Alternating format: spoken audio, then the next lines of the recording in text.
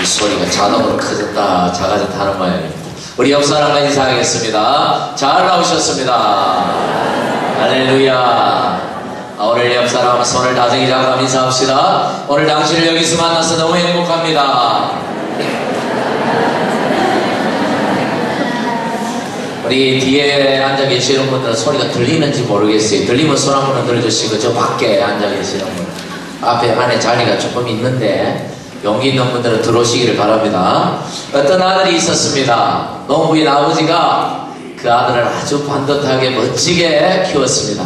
좋은 집에 살면서 출세도 했고 좋은 차도 가지고 아주 그렇게 아들이 잘 살았습니다.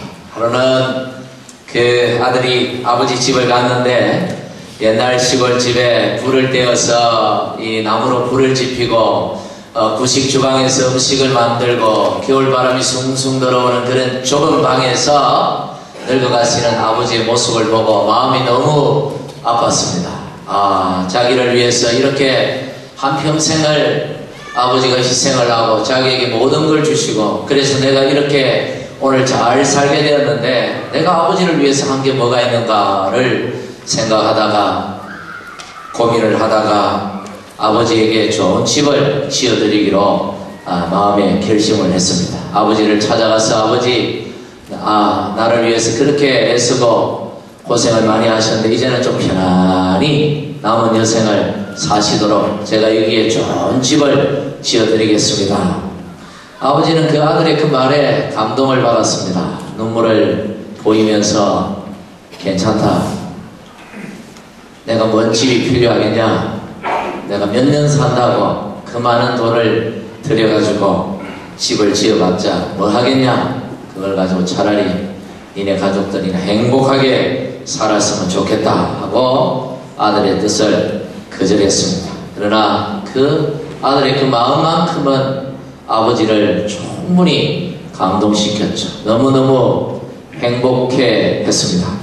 여러분, 오늘 우리가 함께 읽은 성경 본문 내용은 바로 이 아들과 이 아버지 이야기처럼 다윗과 하나님 사이에 감동 스토리입니다. 감동적인 이야기죠. 다윗은 자기가 성공하고 좋은 집에 살고 이 모든 것이 하나님의 도우심이요 하나님의 은혜라는 사실을 그는 깨달았습니다.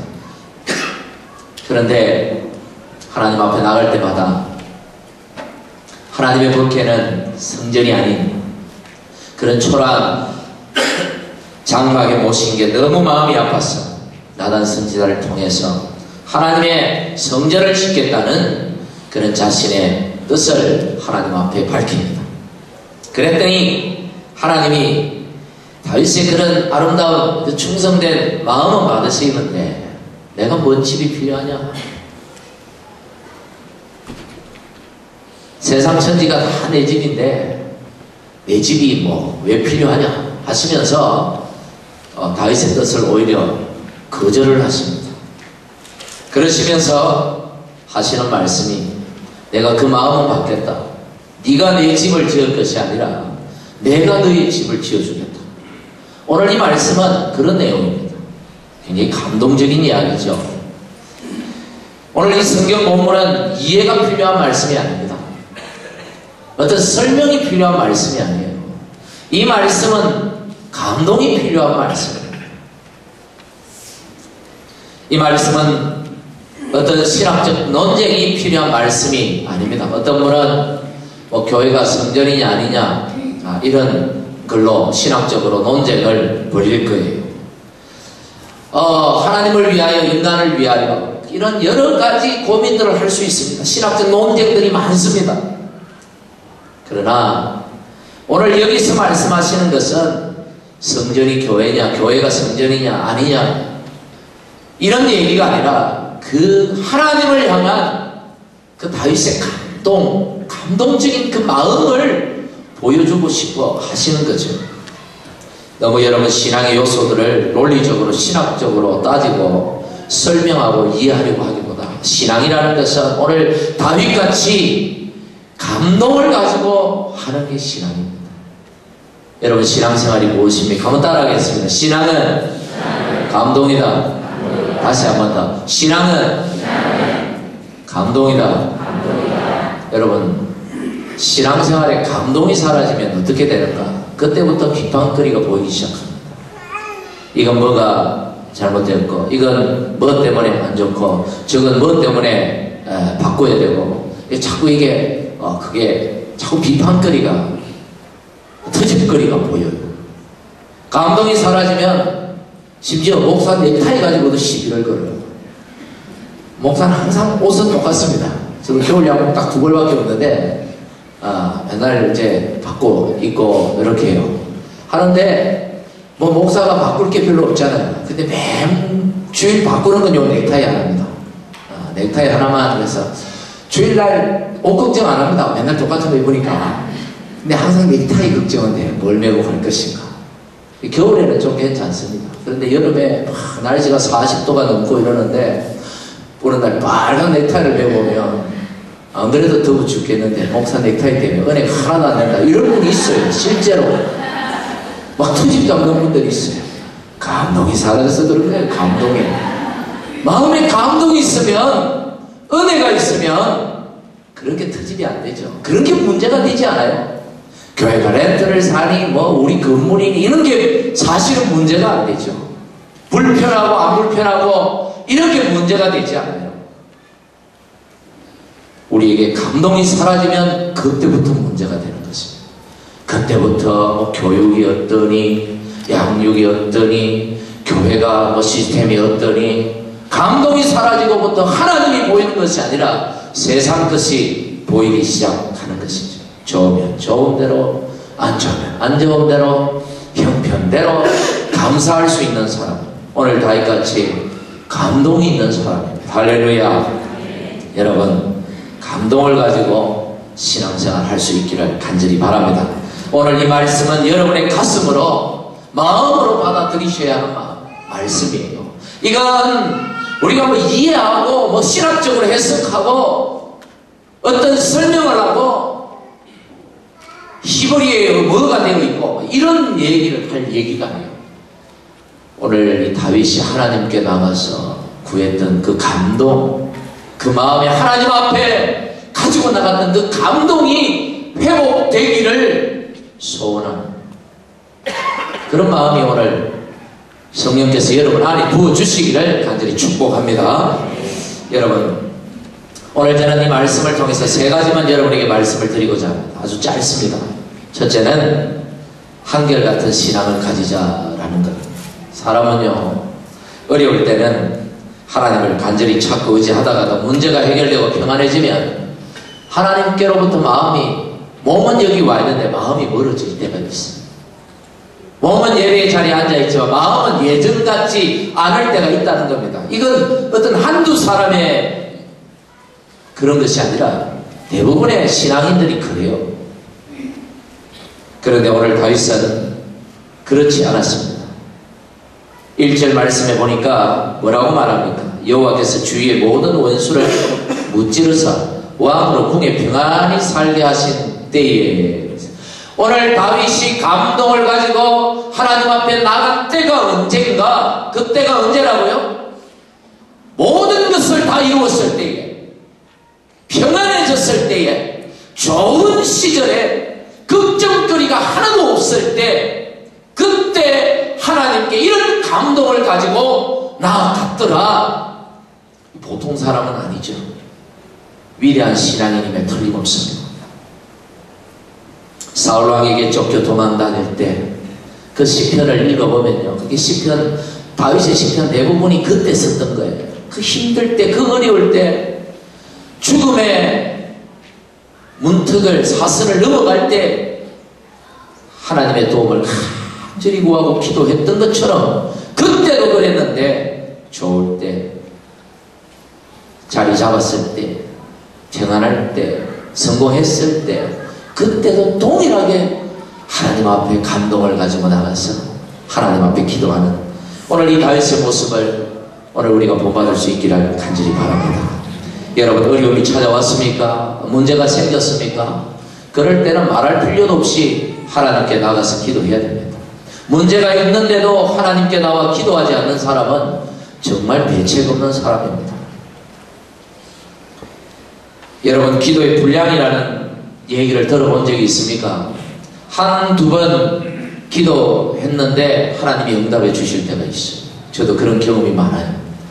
마음에 생각만 했거든요. 뭐 크게 그렇게 기도하지 않고 마음에 그냥 눈 뜨고 하나님 그냥 그렇게 얘기를 했는데 금방 하나님이 응답해 주실 때가 있어요. 그런데 이럴 때 주실 때는 금방 잊어버려도 잘 잊어버려요. 지나고 나면 막 기억이 안 나. 그때 하나님이 주셨는지 안 주셨는지. 그런데 어떤 때는요, 한 달, 두 달 기도해도 응답이 없어요. 1년, 2년을 기도해도 응답이 없어요. 정말 마음이 답답하죠. 때로는 기도를 쉬어버립니다. 안 해버립니다. 그러다 또 생각이 나서 또 기도합니다. 그런데 여러분, 어떤 기도는요, 기도의 분량, 특히 양이, 그 기도의 시간이 좀 차야 응답될 때가 있어요. 성경에 나오는 얘기는 아니지만 이 성경의 원리를 보면 그래요. 하나님이 우리의 마음에 그 간절함을 보시고자 하는 것이죠. 정말 이것이 그의 인생에 필요한 건지, 그냥 욕심으로 구하는 건지, 아니면 정말 이것은 하나님께 정말 받기를 간절히 원해서 구하는 건지를 좀 하나님이 보기를 원하시는 거예요. 지켜보시는 겁니다. 정말 필요한 줄 알지만 그냥 좀 지켜보시는 거예요. 가만히 보고 계시는 거예요. 그러다가 어느 정도의 분량이 딱 차면 응답해 주십니다. 그 분량을 어떻게 알 수 있습니까?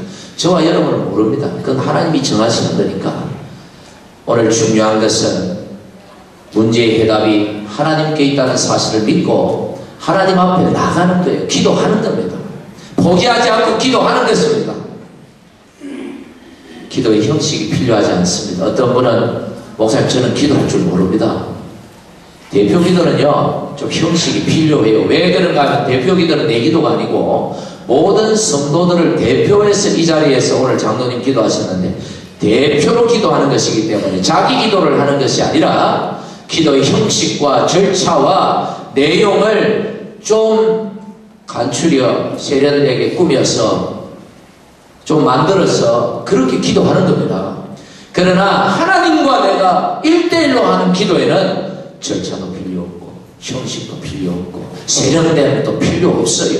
무식하면 무식한 대로, 알면 아는 대로, 모르면 모르는 대로 그냥 내 마음에 있는 소리를 하나님 앞에 얘기하면 됩니다. 눈을 감고 할 필요도 없습니다. 기도를 눈 감고 하라는 게 성경에 나와 있나요 혹시?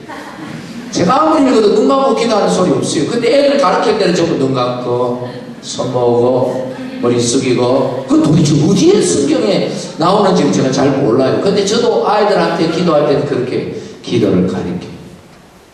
그러다 보니까 어릴 때 주일학교 교육을 너무 잘 받은 나머지 기도는 꼭 눈 감고 기도해야 된다. 눈 감을 상황이 안 되면 기도 안 해버리는 거 있죠. 밥을 먹어야 되는데 눈 감고 기도해야 되나, 다른 사람이 다 보니까 막 그러면서 막 기도 안 하고 대충 넘어가는.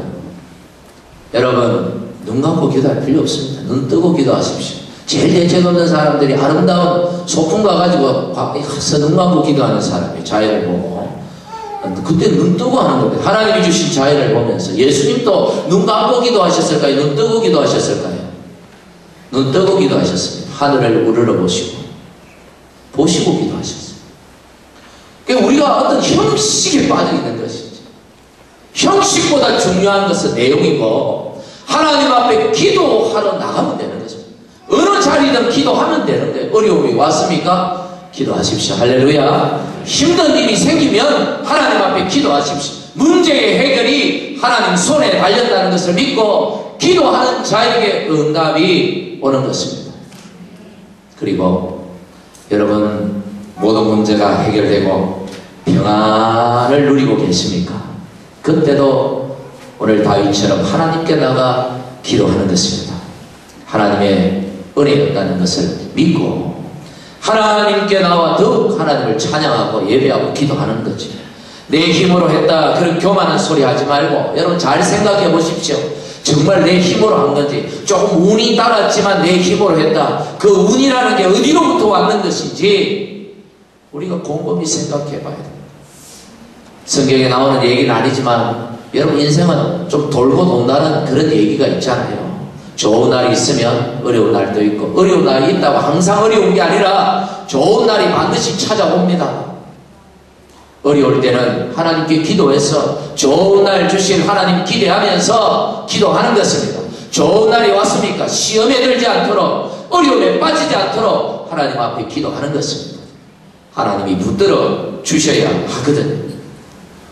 오늘 다윗처럼 한결같은 모습으로 좋을 때든지 어려울 때든지 힘들 때든지 내 상황이 편안해졌을 때든지 언제나 하나님 앞에 나가 기도하는 성도를 하나님이 보시는 거죠. 할렐루야. 두 번째로 오늘 성경이 우리에게 말씀하는 것은 5절부터 7절의 내용인데 한번 따라하겠습니다. 하나님은 항상 우리와 함께 하십니다. 여러분 믿으십니까? 오늘 다윗이요 하나님의 집을 짓겠다고 하니까 하나님이 뭐라고 하시는가? 5절부터 7절 내용을 보니까 현대식으로 표현하면 이래요.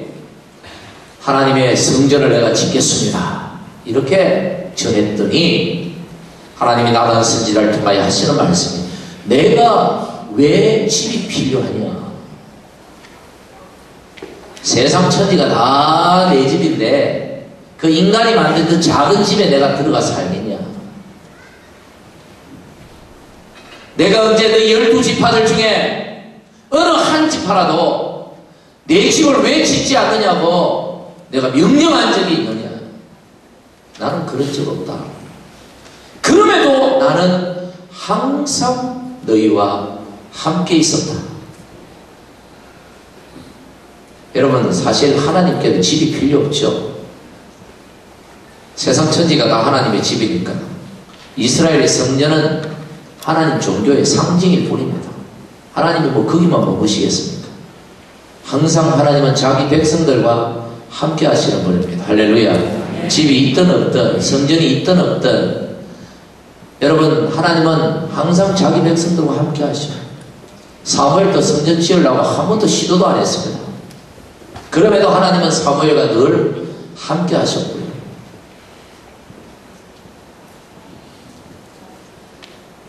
오늘 우리 교회가 비록 렌트를 하고 예배를 드리고 있지만 지난 21년 동안 하나님은 우리를 떠나신 적이 없고 언제나 항상 함께 계시고 우리가 하나님께 예배드리는 이 자리에 항상 임재해 주셨습니다. 여러분 믿으십니까? 저는 그것을 늘 주일마다 느껴요. 사실 우리가 불편한 거지 하나님이 뭐 불편하시겠어요? 교회들이 비껴번쩍하게 교회를 짓는데 필요해서 짓겠죠. 근데 가만히 생각해보면 하나님이 필요한 게 아니라 다 자기들이 필요해요. 자기들이 필요해서 크게 짓고 주차하기 힘드니까 조금 옆에 주차해놓고 걸어오면 되는데 주차하기 걸어오기 싫으니까 옆에다 주차장을 크게 짓는 거죠. 다 자기들 편하라고 짓는 거예요. 사실은 하나님 이름 팔고 자기들 편하라고 다 그렇게 하는 거예요. 그러면 하나님의 성전이 그럼 필요 없습니까? 필요 없겠네. 그러면 필요 없었다면 하나님이 정말 필요 없다면 솔로몬에게도 지으라고 말하지 않았겠죠. 그런데 다윗에게는 필요 없다고 하셔놓고 솔로몬에게는 지으라고 하셨어요. 필요하니까 지으라고 했겠죠. 솔로몬이 성전 지을 때 어떻게 지을 줄 아십니까? 백향목 나무에다가 뭘 입힌 줄 아십니까? 성전 기둥에 금을 입혔어요. 황금을 입혔어요. 백향목만 해도 충분해요. 여러분 뭐 하나님이 백향목으로 했다고 잣나무로 했다고 오동나무로 했다고 하나님이 뭐 거기에 계시고 안 계시고 그러시겠어요? 그럼에도 솔로몬은 자기가 최선을 다하여 하나님의 성전을 지었거든요. 필요하니까 지으라고 했겠죠. 하나님이. 성전이 이스라엘에게 신앙의 상징이듯이 교회 또한 오늘날 하나님 종교의 상징이죠. 우리가 교회예요. 우리 공동체가 교회이지만 또한 건물 자체가 교회이기도 한 것입니다. 건물은 상징적 의미를 가지고 있는 것입니다. 세상에 살아계신 하나님과 예수 그리스도의 십자가를 전하는 통로가 되고 상징적인 것이 교회 건물이에요. 한국에 가서 좀 높은 빌딩 옥상에 올라서서 밤에 이렇게 내려다보면요, 교회들이 얼마나 많은지 몰라요. 부산만 해도 교회들이 얼마나 많은지 몰라요. 여기도 교회, 저기도 교회. 어떤 분은 보면서 교회가 뭐 이렇게 많냐고, 뭐 이렇게 많을 필요가 있냐고. 여러분, 저는 그렇게 생각해요. 교회는 많으면 많을수록 좋다. 아무도 아멘 안 하시네. 교회가 세워져도 뭐 세워져서 물론 좀 많긴 많지요. 퍼스만 해도 한인교회가 뭐 20개가 넘는다 그런 소리가 있어요. 22개예요? 와, 그렇구나. 저는 한 20개까지는 안 되겠지. 한 18개쯤 생각했는데, 얼마 전에 여기 개척하러 오신 목사님 한 분 아들레이에서 개척을 하러 오셨대요. 그래 그분하고 대화를 나누는데, 세상에 23~24개쯤 자기가 알고 있다 그러게. 저도 모르는데 그분은 더 잘하시더라고요. 깜짝 놀랐어요. 여러분, 어떤 분은 교회가 뭐 이렇게 많을 필요가 있나 하면서 좀 안 좋은 얘기들 하시지만, 여러분의 입으로는 절대 그런 말을 할 필요가 없습니다. 하지 마십시오. 교회가 많으면 복음도 더 많이 전하겠죠. 교회가 많으면 예수님의 말씀도, 하나님의 말씀도 더 많이 전해지겠죠. 더 많은 사람들이 그 교회들을 통하여 구원받겠죠. 없는 것보다 많은 게 낫지 않겠습니까? 그렇죠. 굳이 우리가 많이 정리할 필요는 없는 거예요. 그 십자가, 그것이, 여기는 십자가를 높이 안 달던데, 십자가를, 한국은 십자가를 그것도 빨간색 십자가를 높이 다는 예수님의 피를 상징하는 예수 그리스도를 세상에 선포하고 있는 것입니다. 우리는 밤에 자도 그 십자가의 불빛은 예수님을 세상에 전하고 있는 거예요. 옛날에 어떤 분이 새벽까지 술을 마시고 비틀비틀거리면서 좁은 골목길, 집이 골목길을 이렇게 가다가 앞에 있는 조그마한 교회랑 십자가를 봤습니다. 갑자기 맨날 보던 십자가인데 갑자기 그 십자가의 불빛을 보니까 자기 마음에 자기가 너무 죄인이라는 것이 느껴졌어. 내가 이래 살아서 되겠네. 내가 너무 큰 죄인이구나. 근데 사람들이 막 새벽에 막 그리로 들어가거든. 자기도 막 아무 생각 없이 쑥 따라 들어가서 그 끝에 앉아가지고 하나님 앞에 자신을 용서해달라고 회개하고 기도하고 그날 예수 믿고 나중에 집사가 되었다는 이야기. 여러분, 우리 공동체 교회가 필요해요. 이게 진정한 교회이죠. 그러나 건물 교회가 반드시 있어야 한다는 것이죠. 그럼에도 불구하고 하나님은 성전에만 계시는 분이 아니에요. 하나님은 우리의 삶에 어디나 계시는 분이고, 두세 사람이 주의 이름으로 모이는 그 자리에 여러분의 셀 모임 가운데 성령이 임재하시고 하나님이 그 자리에 함께 하신다는 사실을 여러분 믿으시기를 간절히 바랍니다. 할렐루야. 우리가 어느 자리든 함께 모여 그 가정에 같이 기도하는 그 자리, 우리의 삶의 현장에 하나님은 늘 함께 하십니다. 그 하나님을 의지하는 저와 여러분이 되기를 간절히 축복합니다. 마지막으로 오늘 말씀은요, 하나님의 집을 세우기를 소원하는 자에게 하나님은 오히려 그의 집을 세워주신다는 것을 말씀하고 있습니다. 다윗이 하나님 집 짓겠다고 했더니 하나님이 뭐라고 말씀하시는가? 11절 끝부분에 보니까 네 집을 짓겠다 그랬어요. 너의 집을 지어주겠다. 11절 끝부분. 나를 향한 내 마음이 너무나 아름다워서 내가 감동받았다. 네가 내 집을 지을 것이 아니라 오히려 내가 너의 집을 세워주겠다. 물론 여기의 집은 단순한 집의 의미가 아니라 가문, 왕조를 의미하는 것입니다만은 하나님이 그렇게 해주시겠다고 약속하셨어요. 다윗 보고는 집 짓지 말라 하시고 오히려 다윗에게 이 집을 지어주겠다. 일명 다윗 언약이라고 하는 장입니다. 다윗 언약. 성경에 아주 중요한, 성경이 다 중요하지만 성경에 중요한 장들이 좀 있어요. 여러분, 사랑하면 사랑장이 어딘지 여러분 아십니까? 고린도전서 13장을 사랑장이라고 해요. 사랑은 언제나 오래 참고하고 사랑 얘기를 쭉 하는 장이죠. 믿음 하면 히브리서 11장, 믿음은 이렇게 시작을 하죠. 믿음의 선진들의 이야기들을 쭉 풀어갔죠.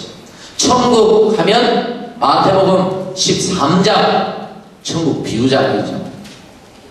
그것처럼 성경에 중요한 장들이 나오는데 언약 했을 때 언약 하나님과 하나님 백성들 사이에 약속하는 계약을 하는 언약장들이 있어요. 성경에 굉장히 중요한 장인데 그 하나가 창세기 15장에 나오는 하나님과 아브라함과 횃불로 맺는 언약이 나온 그게 굉장히 중요한 장이에요. 창세기 15장 여러분 그냥 읽었을지 모르지만 또 하나가 모세와 하나님이 시내산이라는 곳에서 맺는 그 시내산 언약이 있어요.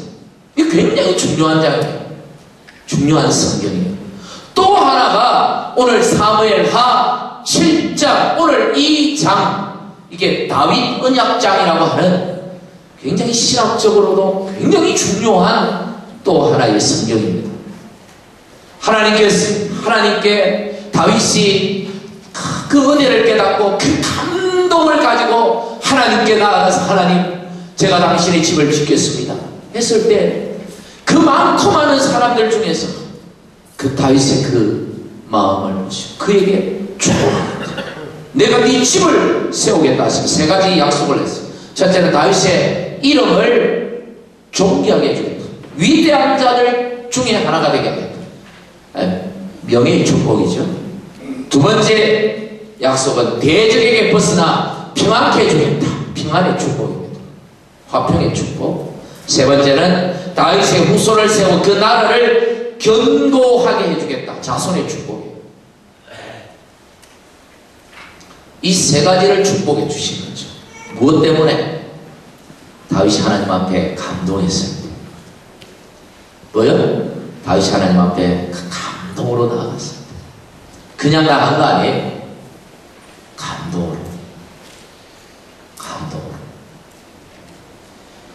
언제나 한결같은 마음으로 뜨겁게 하나님을 사랑하고 하나님의 은혜를 기억하며 그 감동으로 내가 하나님을 위하여 무엇을 할 것인가? 내가 하나님을 위하여 어떻게 살 것인가? 그것을 하나님 앞에 마음을 열어 보였을 때 하나님께서 이 언약을 맺으셨다라는 거예요. 다윗은 성전도 안 짓고 아주 공짜로 먹었습니다. 아무것도 지는 안 하고 하나님이 다 주셨거든요. 자, 하나님은 그래서 우리의 마음을 보시는 거예요. 목회를 하면서 가장 답답할 때가 언제냐면 감동이 없을 때입니다. 성도들의 신앙에 감동이 사라질 때 주일은 열심히 예배 자리 나오고 열심히 기도의 자리는 꼬박꼬박 잘 나오는데 교회 모든 모임에는 잘도 나오는데 그 마음에 감동이 식어질 때 사라질 때 교회가 힘들어요. 어려워져.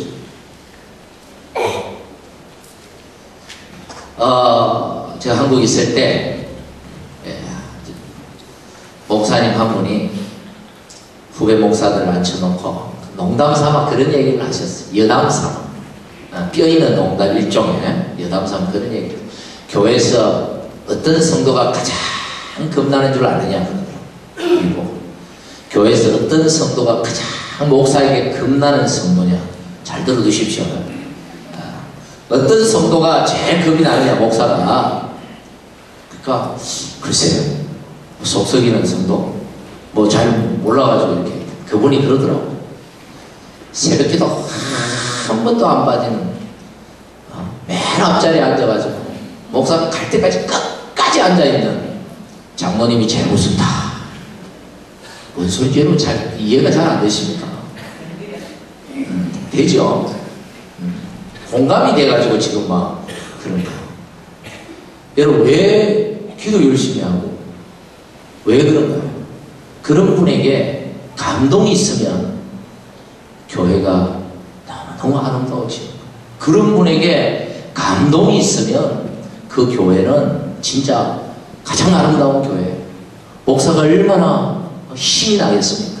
문제는 그런 분에게 감동이 사라졌습니다. 그게 겁난다는 거예요. 신앙적으로는 너무 열심인데 마음에 주를 향한 감동이 싹 사라져 버렸을 때 율법적이 되죠. 형식적이죠. 완전히 막 완벽하게, 신앙이 얼마나 완벽합니까? 새벽기도 아무나 못 나오거든요. 완벽하게 다 해서 모든 걸 다 집으면 피곤해지는 거죠. 한국에 종종 그런 장로님이 한 분씩 계셔요. 장로님들이 워낙 많으니까. 주일날 아침에 교육자실 문 열리는 게 겁날 때가 있어요. 부교육자 때. 한 번씩 주보 들고 문을 불컥 열고 들어. 오늘 오타가 와 이러면 오타가. 이러고 막 들어오시는 거야.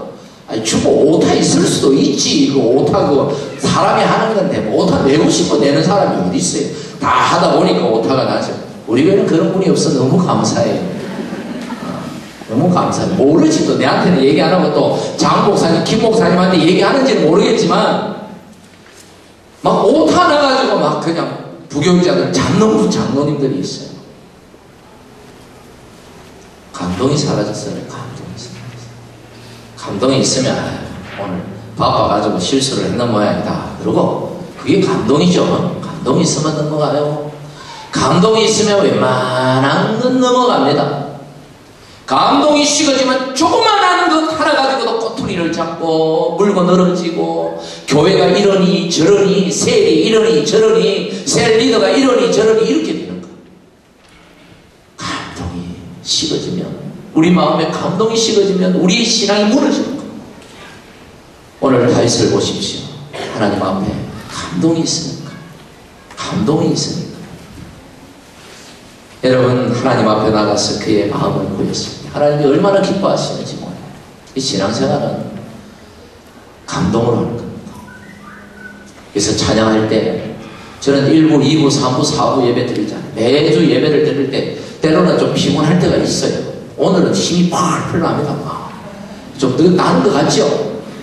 에너지가 팍 나요. 이런 날도 있지만 어떤 날은 진짜 좀 힘들 때가 있습니다. 막 목요 집회 막 이럴 때 제가 사실은 지난 주간에 살짝 자카르타를 갔다 왔어요. 모르시는 분들은 장로님하고 권사님들 몇 분만 하시는데 살짝 자카르타를 노예일로 교회 주보에 내기도 하고 해서 화요일에 저녁에 잠깐 갔다가 목요일에 낮에 왔어요. 그냥 찍고 왔죠. 모임만 탁 하고 그냥 왔는데 목요 집회 때 앉아있는데 피곤해 죽겠더라고요. 이게 너무 힘들더라고요. 앉아있는데 비행기 내려서 집에 잠깐 갔다 옷만 갈아입고 밥 먹고 내려왔는데 너무너무 그런데도 여러분 그 자리에서 막 박수치고 찬양하려고 막 힘을 내서 하려고 애를 써요. 왜? 감동이 식으면 목사도 끝이에요. 제 마음에 하나님을 향한 감동이 식으면 저도 끝입니다. 목사 이 자리에 서 있으면 뭐합니까? 감동 없는 목사는. 그래서 예배 시간에 1부, 2부, 3부, 4부도 큰 박수치고 크게 찬양하려고 애를 쓰고 정말 뜨거워서 그럴 때도 있지만 어떨 때는 그렇게 뜨거워지려고 애를 쓰는 거예요. 힘을 내어서. 여러분 감동을 회복하기를 힘쓰신 여러분들 되시기를 바랍니다. 성령께서 오늘 내 마음에 하나님을 향한 다윗 같은 감동을 주시옵소서. 정말 주를 위하여 내가 무엇을 하니까 내가 주님 은혜 어떻게 보답하며 살겠습니까? 내가 이 한 시간 주님 앞에 드리는 이 예배 내 생명을 다해 드리겠습니다. 이런 각오, 이런 감동을 가지고 우리가 주일을 예배를 드리고 셀을 섬기고 여러분도 사역을 감당하고 우리 성도들을 도와주고 웬만한 거 다 이해하고 넘어가고 다 덮어주고 정말 좋은 것만 보고 하나님 앞에 함께 주님의 나라를 세워가는 저와 여러분 모두가 되기를 주님의 이름으로 간절히 축복합니다. 이 시간에 우리 함께 기도합시다. 우리 가슴에 한 손을 올리고 하나님 앞에 감동을 회복시켜 주시옵소서. 오늘 다윗처럼 하나님 앞에 정말 감동의 사람으로 나아갈 수 있도록 성령님 내 마음을 뜨겁게 하시고 열정을 주시고 회복시켜 주시옵소서. 우리 같이 기도합시다. 하나님 아버지 감사합니다. 하나님 아버지 하나님 식어버린 우리의 차가운 마음 되지 않게 하시고 주님 앞에 그 베푸신 은혜를 생각하며 오늘 또 베푸실 은혜를 기대하며 감동을 가지고 나아갈 수 있도록 도와주시옵소서. 오 아버지 하나님이여, 감동 없이는 아무것도 하지 않게 하시고 하나님 앞에서 감동을 가지고 하나님을 위하여, 성도를 위하여, 교회를 위하여 헌신하는 우리가 되도록 축복해 주시옵소서. 하나님 감사합니다. 다윗 같은 감동의 사람이 되기를 원합니다. 주를 향하여 뜨거운 마음으로 나가기를 소망합니다. 주님, 오늘 우리 마음을 축복해 주시옵소서. 예수님 이름으로 기도하옵나이다.